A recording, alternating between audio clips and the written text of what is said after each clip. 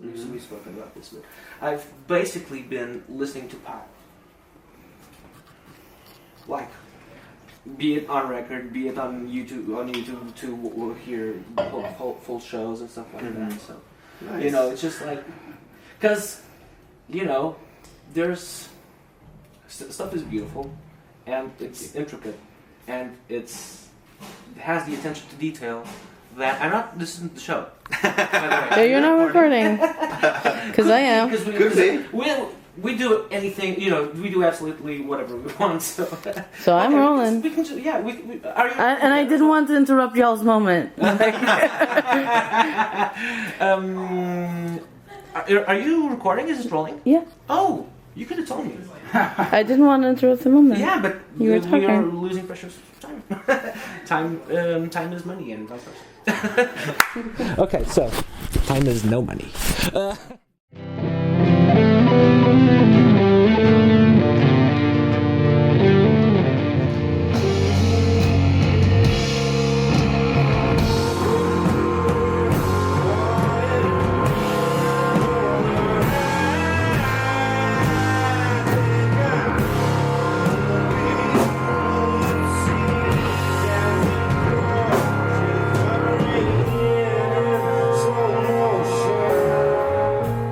Guys, doing well. Yeah, doing well. Thank you for being on the show again. Oh, it's a pleasure. It is a pleasure to have you on. It's like we had fun last time. We actually ended up speaking a lot about music, much more because this show is our own show and we can do whatever we want. So, because I'm a musician as well, like sometimes we can go deep into music talk more than other media can, or it depends on the platform that you have. But most of the time, it's just nonsense. We just like to muck about with bands, and we didn't give you like the full Made of Things treatment. I think we kind of owe you the endless bullshit. I think. Yeah, we're as well versed in that as we are in music. So true. If you've toured this much, there's plenty of bullshit. Yeah.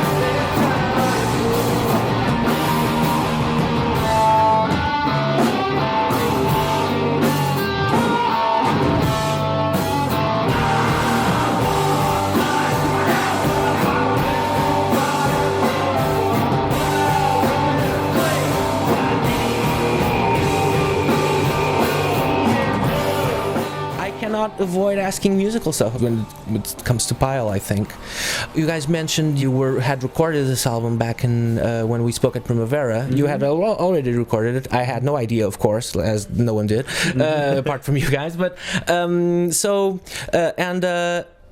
this album has much more electronic elements and stuff like that. But the show you played was very muscular in typical Pile fashion, I would say, and I was very impressed. And my favorite show last year, hands down.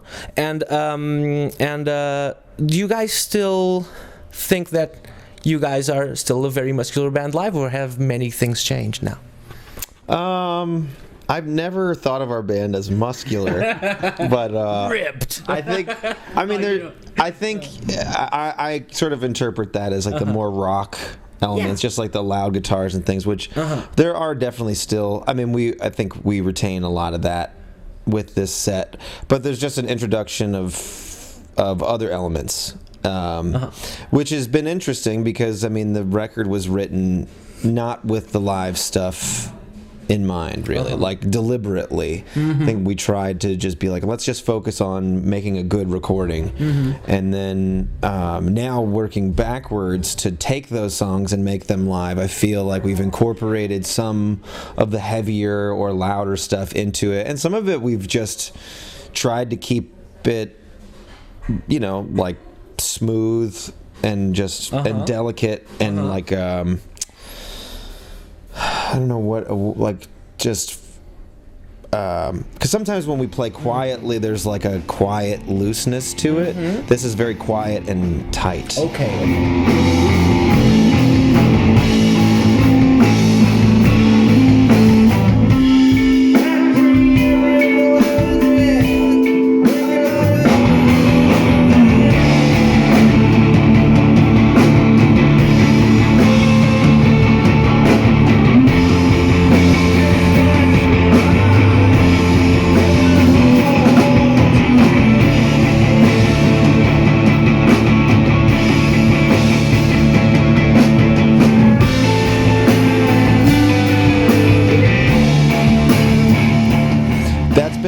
Cool challenge, but yeah, I think that this set probably showcases what we're like, the full range of what we're capable of a band is at this point. I don't know.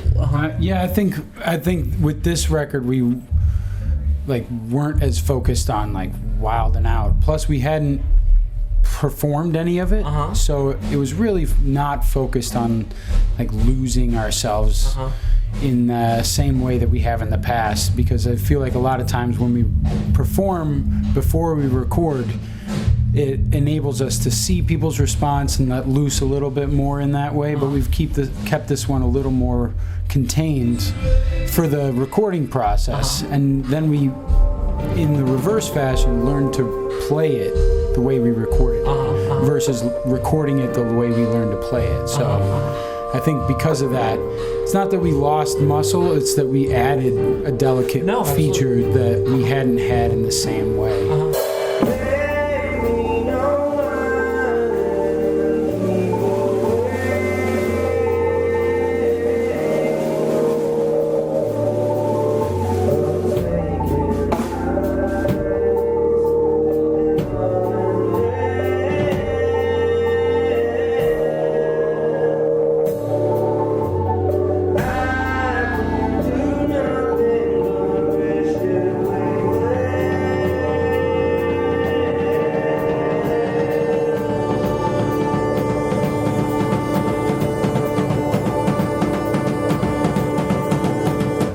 That wasn't my point, that you had lost muscle. It's just like, it could be just a different approach, you know? Yeah. Like, I got the chance to just the sound check, and Loops was more muscular than on the record. Forgetting has that last bit, which is just congratulations, it's amazing. It's not on the record. Like, oh, I saw the little foot switch, and oh, here they come. No, you always were there. Just like this approach. Again, here comes the that you guys have, which I love. I think you guys are amazing. It's hard to deal with compliments. I know. No. I'm happy to accept them.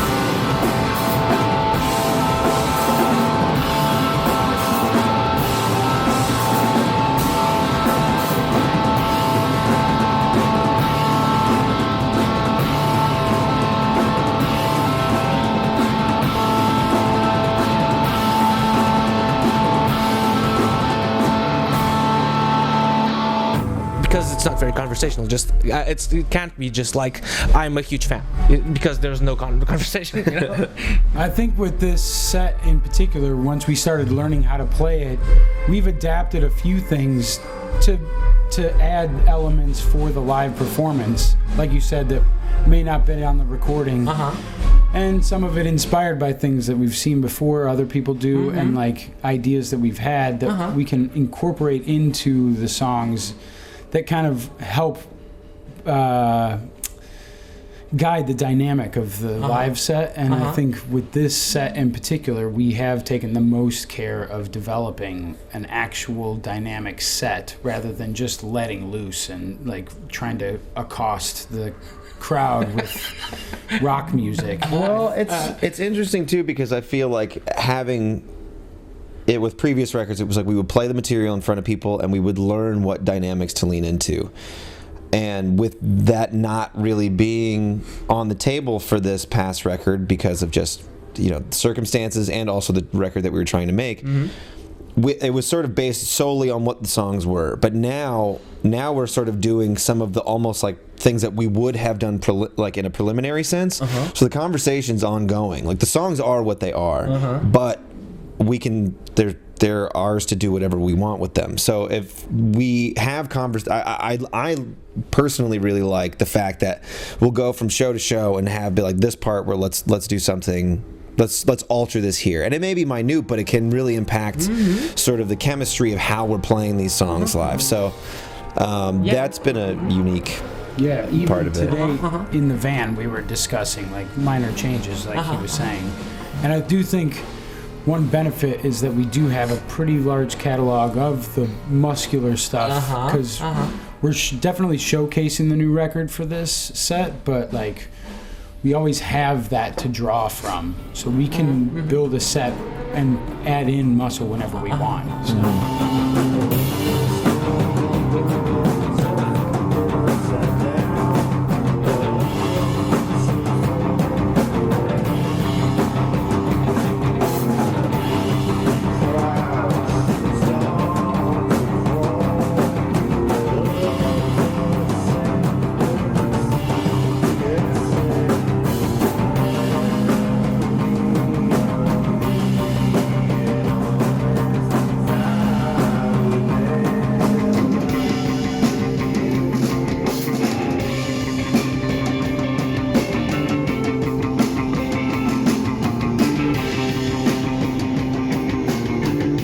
When you describe something that's very hard to describe, such as music, is that you might categorize stuff that you don't really want to. When I said muscle, it's very beneficial for Pyle to have such strength as a band playing music. But I think the word is actually pretty apt. I think that like I understand what you mean.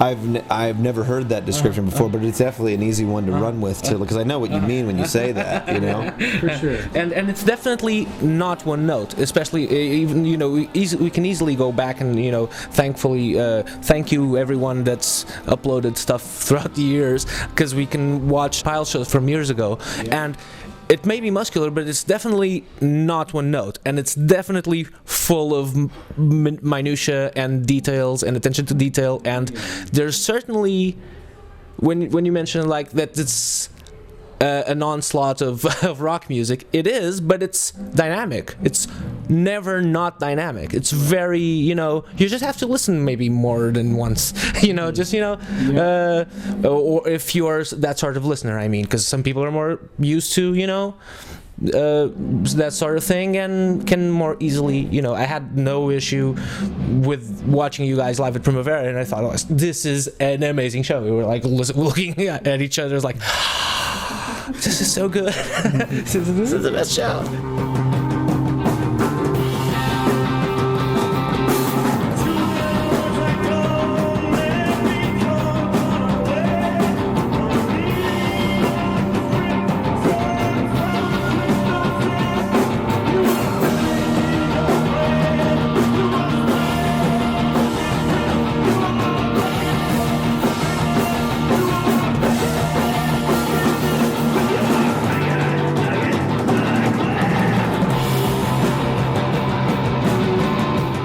think that it is a much more electronic record than the records that came before, because we spoke about time signatures before.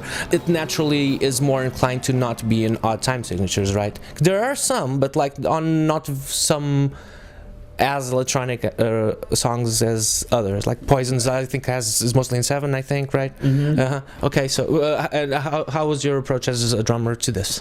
I mean, as a drummer, it was as a musician kind of refreshing to be able to settle into a groove a bit more, because historically we haven't done that so much. So in the traditional sense, at least, right? Yeah. But it's been fun for me because I mean, I feel like with this set, I've had the least adjusting to do in that regard, because I'm happy to just relax and play a consistent beat for a while.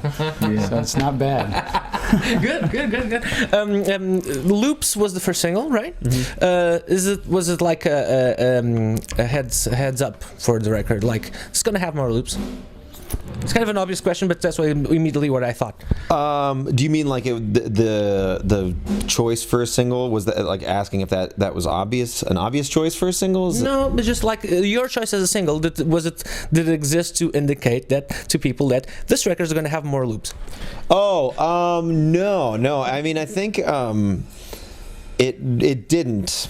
It didn't, but I mean, it sort of was one of those like working title for a long time, and then I just whatever, just like kind of left it. And then it was also like, I mean, I could draw, like if I really wanted to make some strained connection to what the song is about, I could do that. So it was like, if in a pinch, I could say it was about something more meaningful than that. But no, I mean, it was just.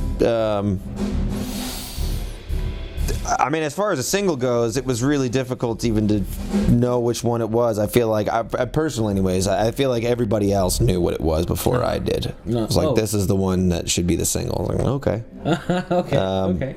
I thought it felt like a pretty good crossroads between previous sounds and records that we've done. Oh, yeah. And like the groovier vibe that we're presenting in this album. So.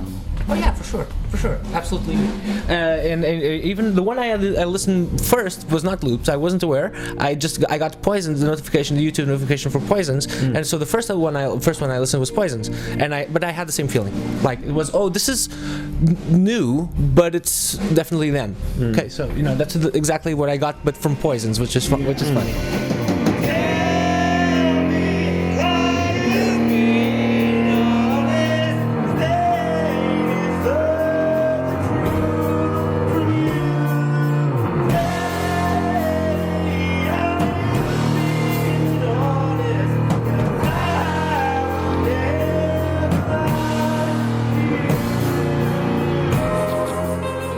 About loops, should I know who Eddie is?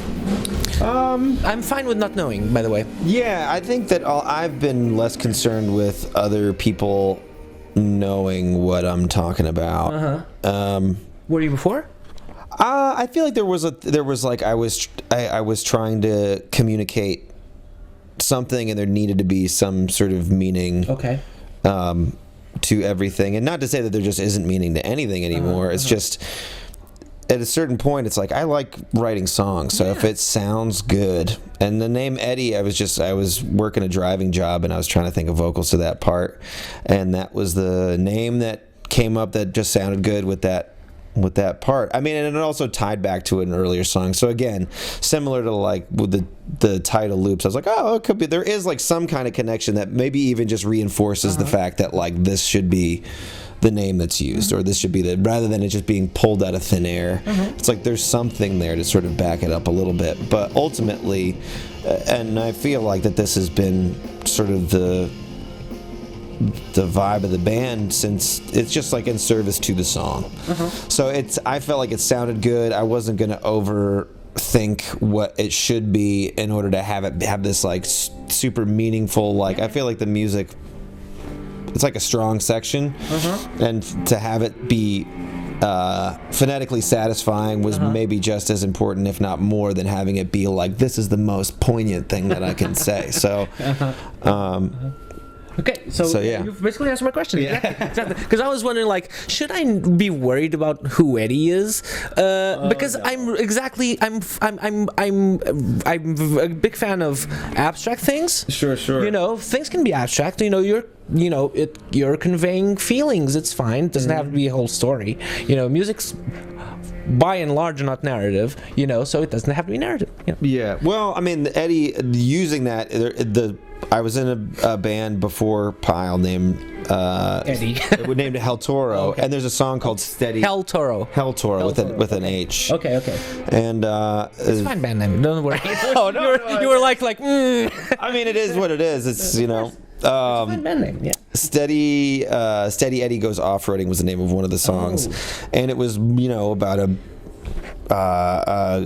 like a guy kind of losing his mind, but being like sort of accepting that. And I think with the song, there is like a conversation between two parties of like, one is like trying to make a career for myself doing a thing that I've invested a lot of my time and energy in, and then it's like, well, what is the content of what it is that I'm saying into a microphone in order to do that? So it's basically just the figuring out how much of just like, well, I need to say something. How if the thing that I'm used to making is emotional music, and I don't have that sort of, is that thing informing feelings that I wouldn't have had otherwise. So again, and then that ties to like it being a feedback loop. So if those are the like strained connections that I could make, but again, I'm not prepared to take myself too seriously on that, to be like it's this deeply constructed thing. It's just like a lot of it's just sort of coincidence.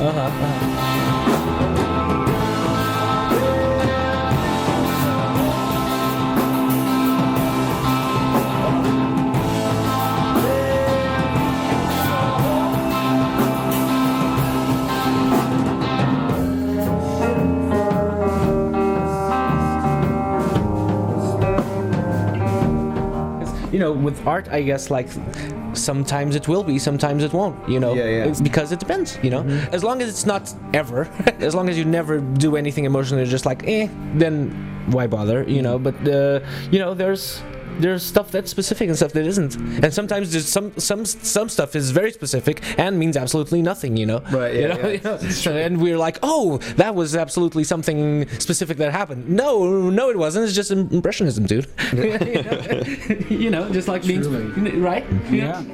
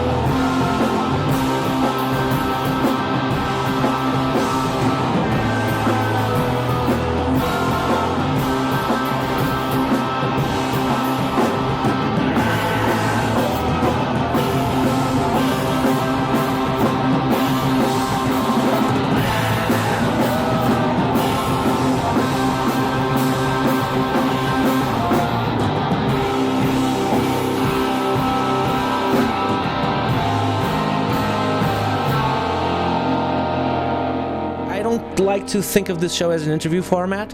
I'm trying to kind of like streamline it a little bit more now, because it's been very wacky lately, ever since I got into comedy improv, so it's become a comedy show. So I'm trying to make this, I don't really bother with interviews because I don't really want to know the truth necessarily. It's just like, I don't care about journalism. I care about art though, very deeply. So, All right, well then, next question you ask me, I will make sure to avoid the truth at all costs. Okay, this is a good one. I have a good one for you. So it's just like an assist, okay? Yeah. Okay, so I have, new to a suitcase. Yeah. The contents of this suitcase, are they suits?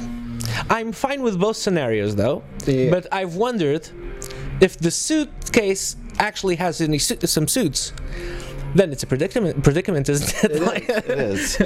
If it is, which I can neither confirm nor deny whether or not good. they're filled with suits. I have a guess. Yes, I would. I very, very much like to know the guess. Yes. Oh, I think it's probably snacks. Yeah. Okay. Snacks. Okay. Yeah. It's the song is it is filled with snacks, and the song is about one time when I was in a fugue state, and I packed a suitcase only with snacks. I was in a fugue state, sleepwalking. Oh, and I didn't know where it was. Okay. Yeah, okay. and I walked to the airport. I walked to Logan Airport in Boston, Massachusetts, completely naked at 3:30 in the morning, a bag only filled with pretzels. This is not saying not what you said before. Like, I'm trying to make sure that what I answer next is absolutely the least. It's actually the most, right? The most pure fact. Pure fact. Pure fact. Yeah. Absolutely fact. So the song is autobiographical, and wow. Yeah. Should have changed the name. Yeah. And so I found myself at the airport. And I just happened to come across a pen and an acoustic guitar, and I just wrote it all. Yeah, that's then the song. Luckily, The song. Close, we did it with synths instead, but Yeah. I didn't have, I didn't find one of those at the airport. So. Dude, Yeah, not only did I find an I'm acoustic guitar baffled. and a pen, but I also found Kris and Alex. Yeah. So we happened to be flying out. yeah, they were flying to Lisbon actually. Yeah. Oh. Yeah. So wow. yeah. How do you get out of that? They I had an extra shirt. yeah. Alex had a towel, so we were Yeah. able to get him at least home. It's true. Yeah. I'm glad to have pure facts only on this show. Yeah, absolutely. Yeah, that's and that's how that song was written. So sometimes songs will just show up in where you least expect them. Yeah. And also lock your doors when you know you sleepwalk. Yeah, it's true. Yeah.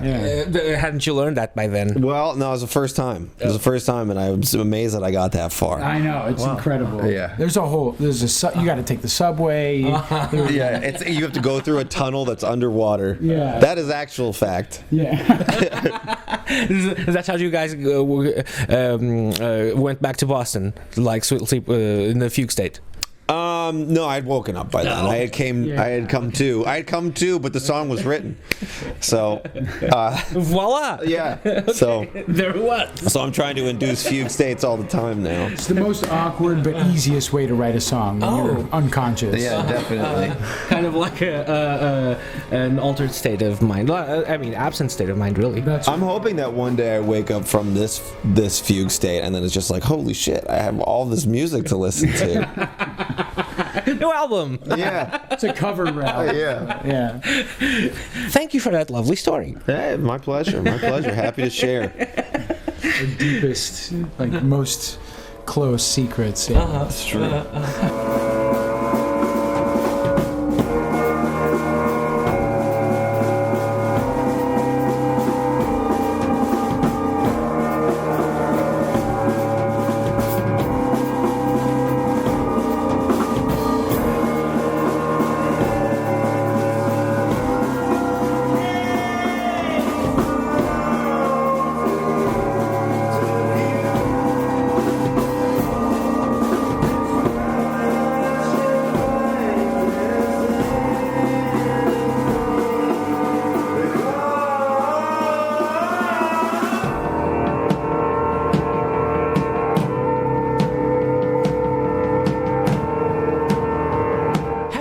Since learned to open doors while they're closed and while you're in that state, because if this was the first time, then it happened to be open maybe, and if it has happened since more times, more than once, and then it's closed, you should lock your doors. But what if you learn how to open the doors? Yeah. That's kind of unavoidable then. Yeah. I mean, it's a risk we're going to have to live with. Yeah. Timers, I think, is really the only way. Yeah. Or like handcuff yourself to the bed when you go to sleep. Right. Or just a neighbor who's willing to lock you in your house. Yeah. You know, and then like toss a key through the window once it's time. And some neighbors are like that. So. Some neighbors are. Yeah, Boston. They're a dime a dozen there. Really? Yeah. You'll find him here as well. Don't worry. Everywhere is the same. Yeah. Sure. Yeah.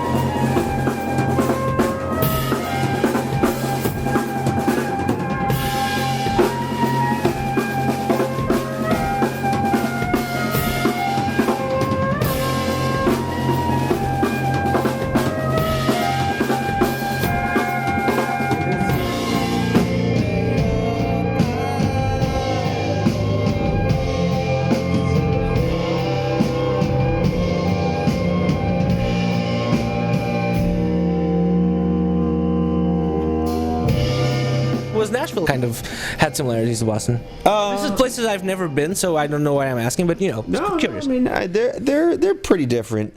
I'd say so. Yeah, Quite different. Yeah, Nashville's a little bit more spread out. Boston's much more condensed. Okay. Definitely more guitarists in Nashville, right? I would assume so. But I don't know. Or musicians in general, I mean. There are, it's famous for having a lot of musicians. Yeah, that's at least what that's why I'm asking. Yeah, but I didn't, majority of the time that I lived there, I was either on tour or I was spending a lot of time in Boston. I was going back and forth between Nashville and Boston, and also during the time that I was in Nashville, it was a pandemic. So as far as going out. So was the question like Kris when you travel to Nashville or vice versa? I traveled to Nashville a fair amount. That's where we wrote the record. And you were awake, hopefully. For some. Yeah. This happens to Rick, but by osmosis. Like we've exchanged the hair length since the last time. So by osmosis, you as well get some sort of sleepwalking. Sleepwalking is contagious. Exactly. Yeah, definitely. Yeah. I have to be careful tonight. I've started sleeping in a separate bed from Rick just so I don't sleepwalk as much. Yeah, because you guys all live together. It's deadly a pandemic, honestly. Because you guys all live together and live in the same bed, obviously. Because that's true. Because that's what bands do. That's right. Less so these days. Right. Okay. We got to avoid the risks when we can.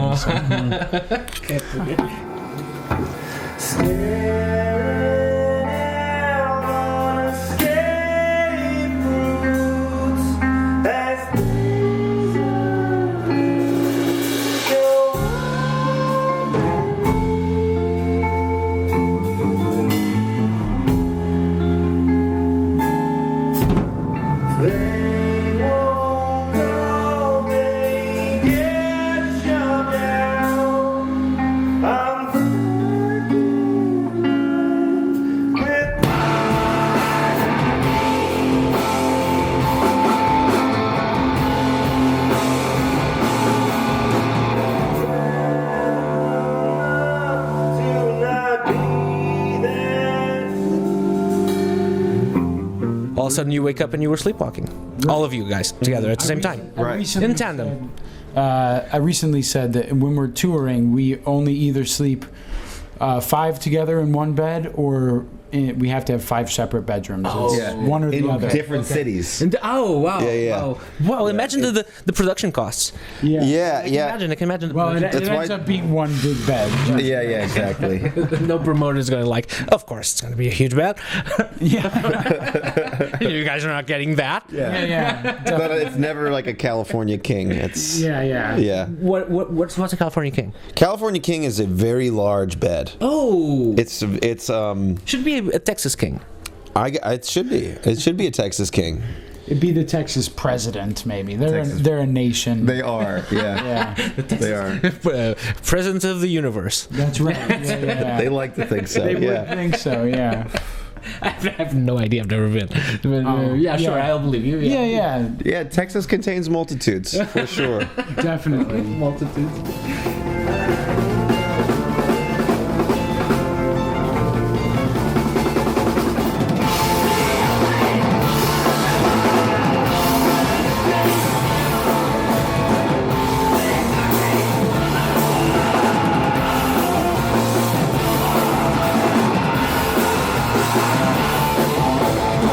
Last time you guys were on the show, we were self-referencing a lot because it was fun last time, so I remember things. And okay, so you said you wanted a root cellar. You like to have a root cellar, which is very interesting, and you have gardening hours on this album. Are you guys come from cities, so are you prone to like outside work and going out in the fields and having you know fans of green areas? I love green areas, and I do work outside a fair amount, but it's Okay. mostly in the city driving and delivering things. So not as much gardening myself. So it's more wishful thinking than anything else, right? It's true. I like plants quite a bit. There's plants at the house, but we don't get quite enough sunlight to have a garden. So. I couldn't. I'm saying this. I couldn't be more from Lisbon if I tried, because I'm actually from the center of Lisbon, really. So I've lived here all my life. Apart from 1 year, I lived in Rome, and Rome does have a lot of outdoorsy spaces, and Lisbon as well. But like I am also from a city, Yeah. So there's not. I cannot have a root cellar. Yeah.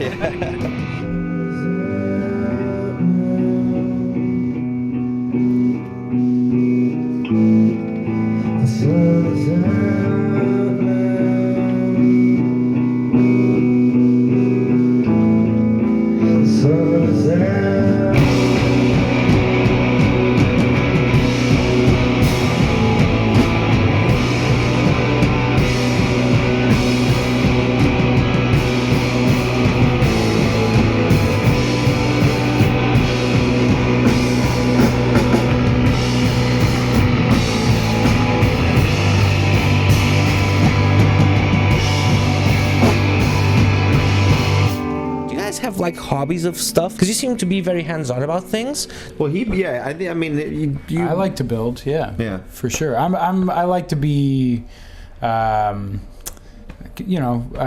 projects, and I like to do woodworking at home and fix things when I can. So the feel I wasn't too super wrong there. Okay. Yeah, I mean, for me, in life, I'm particularly cheap, so if I can fix something rather than buy something new, I'll always try. So haven't you gotten into you guys have a pedal now, so haven't you gotten into pedal making? Because it's, there's a lot of ways to make distortion pedals, and it's an endless, as Rick may tell you, I think, as a guitar player, that it's an endless fountain of we all need more distortions. Yeah. Forever. I mean, we didn't build that. Yeah, so my partner works for that company, Electronic Audio Experiments. The things that I build usually are in my mind. Okay. Or things for the business of the band and things like that. I mean, because you did say root cellar last time, and I was like, yeah, I mean, that's indicative of something. I mean, I feel like that's also just a long-term sort of thing, because I mean, as of right now, like living in the city, that's what it is. But down the line, I mean, even though Boston is a city, you don't really have to travel too far to get out of it. So Especially if you're asleep. Yeah. If you're asleep, yeah, you can leave right away. And go virtually anywhere. Anywhere. Yeah. Yeah. So Our guitar player Matt, who you saw us play with in Porto, he definitely got far into building. He's been building pedals and amps and guitars over the since the pandemic hit. He spent a lot of time in the basement building stuff.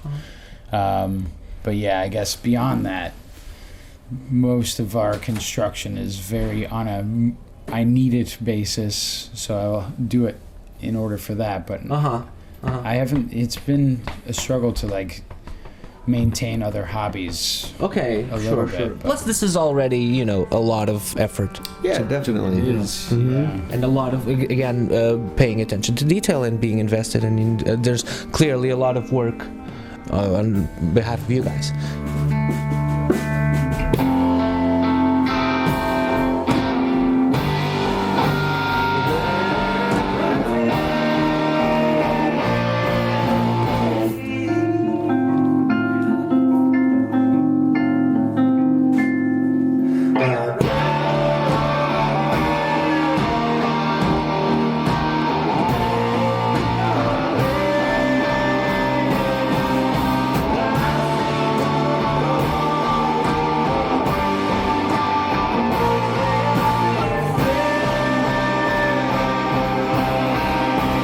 You have a Callings, the guitar is the Callings. I had never heard of this brand. So how is this? This is basically a guitar that's really basically inspired on a Gibson Special, right? Pretty much, yeah. How is it? I've seen you play with a Gibson Special. How's this? This is a serious music question, but whatever. It's a much better guitar. It's great. I am, however, getting another one, but that's one that is going to be. This guy Trevor Healy, he's based in Massachusetts. He builds guitars, and he's going to make one that has the neck that is long enough to keep the intonation for my tuning. Okay. So. So this is just like you messing about. Yeah. Oh, okay. So it wasn't prepared, not set up for that. Okay. Right. So the one that I got, I mean, it is a better guitar, and it's been great, and I'm still going to use it most definitely. But usually, it's kind of part of the charm, though, the tone of the pile tone, that it's not completely, absolutely 100%. Sure. Yeah. I'm not kidding. It was with that Gibson. Yeah, the Gibson was really a workhorse, and I mean, I still have it, but like, I have gotten more than its life out of it, I would say.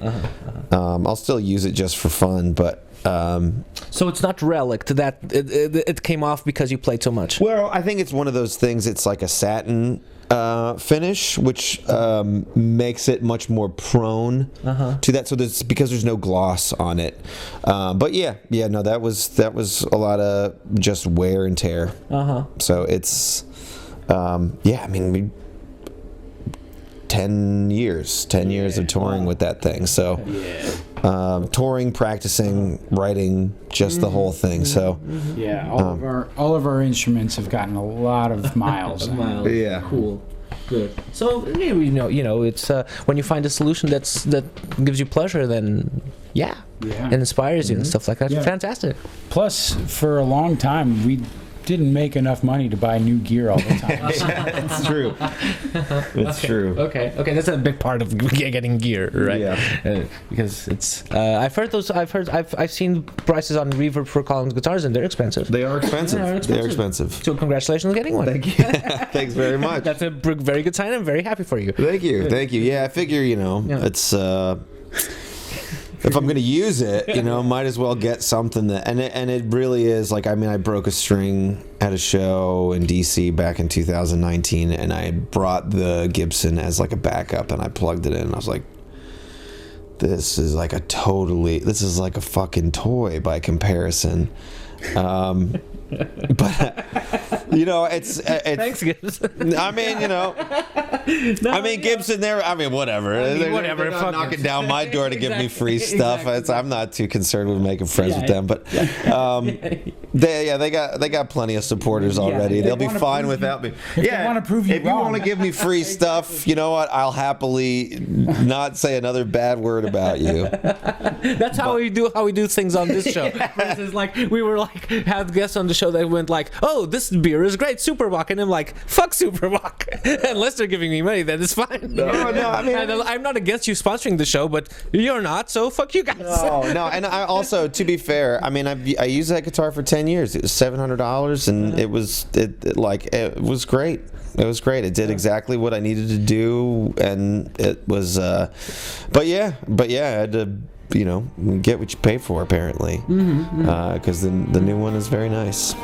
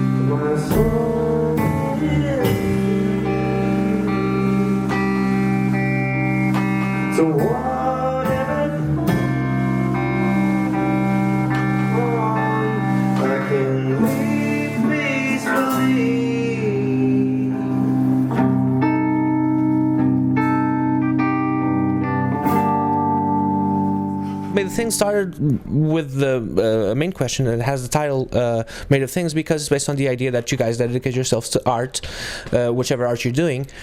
Because something happened to you, you were playing an instrument, or you read something or watched something, or something happened that made you go like, oh, I want to do this forever, like, or the longest I've been, because, you know, the longest I can, because, you know, being a musician and being an artist is an investment of time and effort, and it's not without its struggles. It's plenty of struggles all the time. So you need to be really passionate about it. Did you guys have that? And if so, what was it? Like a defining purpose for continuing to do this? Yeah. Or starting or continuing. Yeah, both are. Yeah, I think for me, I started because somebody needed a drummer, and they told me to. They ordered you to, or they encouraged strongly, but I think I continued because once I got decent enough to not feel ashamed, I realized that it was the most acceptable way to lose my mind in public and have a good time. So I started playing with people immediately, and I think it was very quickly gratifying to connect with people artistically. Awesome. I mean, I feel pretty similarly. I mean, I think that you were forced to play drums. Yes, I was forced to play drums, and I lost my mind. It's all been uphill since then. Yeah.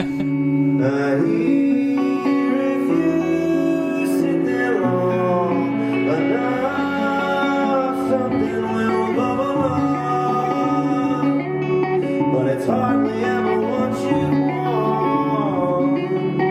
I wish I even had the patience to bring myself to pray to something, but it's always only a guess.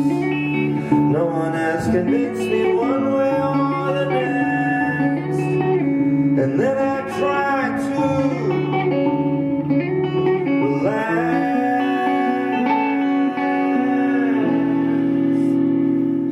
was younger, someone asked me. I didn't play any instruments. My friends were in a band, and they asked me to. This was when I was in junior high.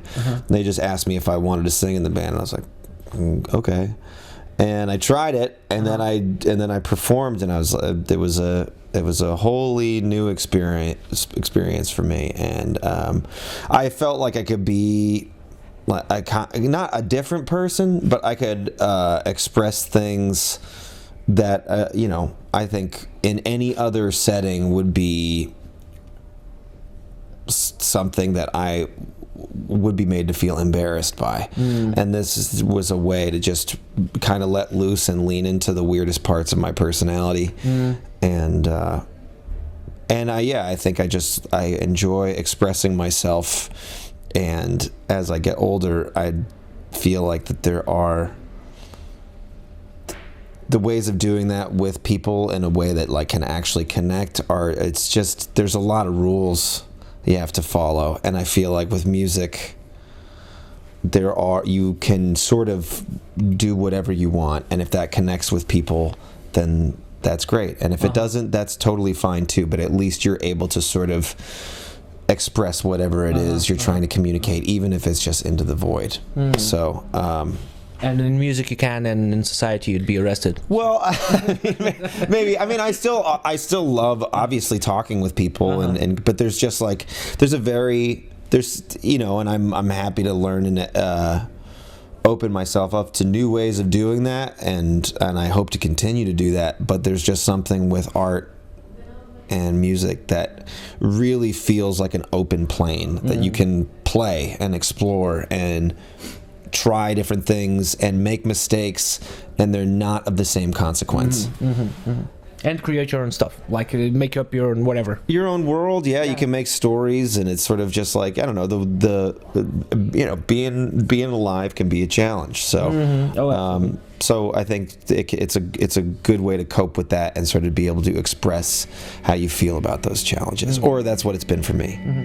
I keep on spinning to the abyss, and I'm surrounded on all sides. And I probably should have changed, but what if my mouth had run dry? And I'm a sneaking suspicion that it's been a joke the whole time, that our brains are playing pranks that are just feeding us lines. But I'm still unconvinced that not even nothing exists. The narrator or poetic eye of Fingers and Dogs is having not the best time, I would say. Maybe. Is that on this record, is there anyone having not the best time? I mean, I think that consistent with both those two songs and this record, there are characters and people and me who are working through something. So Stuff like blood and stuff like that. Some, like yeah. I mean, that song is an older song, but it was like, for that one specifically, I had been working on. I'd wanted to write. I had this time set aside to write music, and just nothing was happening. And then that was the song that broke the writer's block. So that one was very personal to me, because it was just like a sort of giving up. But whatever the song, I would say that most of the songs on the record are about just working through something, and it's sort of untangling knots in my mind. And so whether that be through abstraction or something very literal that just phonetically sounds good or whatever, it's the idea is just for it to scratch some kind of itch. So I don't know, there's not as like, I wouldn't call it any sort of like despair or anything like that, but it is just sort of like just working through stuff. Plus, if you're untying knots, then suddenly you can, the knots are like the sheet in your bed, and suddenly you can find yourself at Boston Airport. It's true. It's true. So yeah, and off you go to Barbados. That's right. Yeah. That sounds. Wouldn't it be nice to wake up in Barbados No clothes. Just snacks. Just pretzels. Yeah, you're ready to go. Yeah. And the U.S. has plenty of snacks, so you have plenty of options. It's true. We do have plenty of snacks. Plenty of snacks. Love snacks. Love snacks. Snacks is a universal idea. Yeah. We find them everywhere we go. Yeah. You just have to have some like mixed nuts, and you're fine. You're all set for snacks forever. True. I mean, yeah, maybe. Yeah, maybe. Maybe. For instance. Yeah. That's an If I had to pick one snack, yes, I was going to ask. that'd probably be mixed nuts. Mixed nuts. Yeah, raw. Raw Yeah, mixed nuts. raw mixed okay, nuts. not roasted, no salted. Just straight up. Yeah. Raw nuts. Yeah. Because it's nutritious. It's nutritious, but also Delicious. it's exactly. So that's a snack that I can get behind. Nice. So if anyone from Big Nuts is Big watching, raw nuts. yeah, Big Raw Nuts is watching, I will happily accept any gifts. Yeah, or money. So I always speak kindly on raw nuts. So just know that you will always have a supporter in me, and only stronger if you pay me or give me your food for free. Best sign off ever. Thank you so much, guys. This was awesome.